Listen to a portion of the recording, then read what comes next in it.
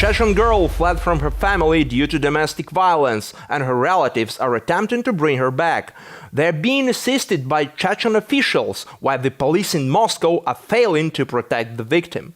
However, this story has sparked outrage among Russian Kremlin propagandists, who have suddenly realized that the law is not applied equally for everyone in Russia. A dramatic escape from a family unfolded in Chechnya. 19-year-old Leah Zaurbekova fled from her parents' home to Moscow due to domestic violence. Why did I leave home? Firstly, because of assaults, total control, threats, and my family's statements that you don't need education to get married. Leah then managed to escape abroad with the help of human rights activists who campaign against women's rights violations in the North Caucasus. However, the outcome could have been very different. Leah recounts how her family followed her to Moscow. One day, upon unexpectedly encountering her father near her apartment, she called the police and was taken to the police station. Her family followed her there as well. When we arrived at the police station, there were about 10 people standing there who began to threaten us. The police pretended not to notice anything.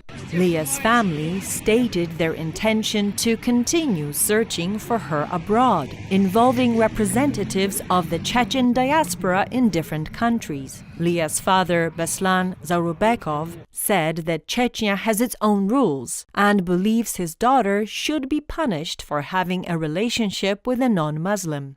No one let Leah go. Everything was done to prevent her from leaving, but she managed to escape. We haven't been able to contact her yet, but we'll continue to search. Whoever misled Leah will be punished. We have our own laws.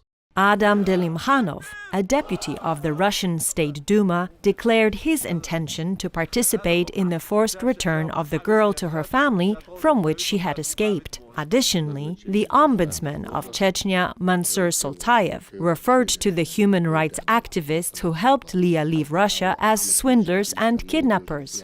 Pseudo-human rights activists have begun to kidnap people. Fraudsters who call themselves crisis groups have actively taken advantage of the rights of Caucasian women. This is a lie and provocation, and talking about the infringements of the rights of girls and their families is just their dirty business under the guise of human rights activities. Unexpectedly, pro-Kremlin propagandists were outraged by this approach. Some criticize it as a disgrace to the law enforcement system in Russia, while others are indignant at officials from Chechnya talking about an adult girl as an object that, in their words, must be returned. This is how I understood the situation. In the center of Moscow, someone wants to kidnap a person, and the police wash their hands of it. I'd like to clarify with the leadership of the Ministry of Internal Affairs, what do we have the Constitution and laws of the Russian Federation for?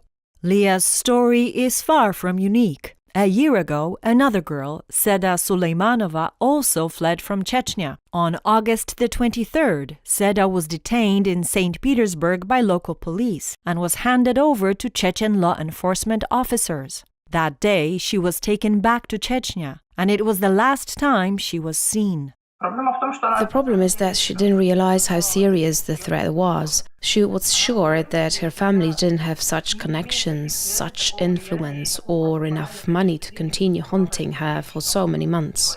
On February the 24th, human rights activists received information from 2 different sources indicating that Seda was likely the victim of murder by her relatives. Despite the existence of a single legal framework across Russia's territory, in practice, different rules apply in Chechnya. Blood feuds and honor killings persist without investigation. What happens in Chechnya will stay in Chechnya.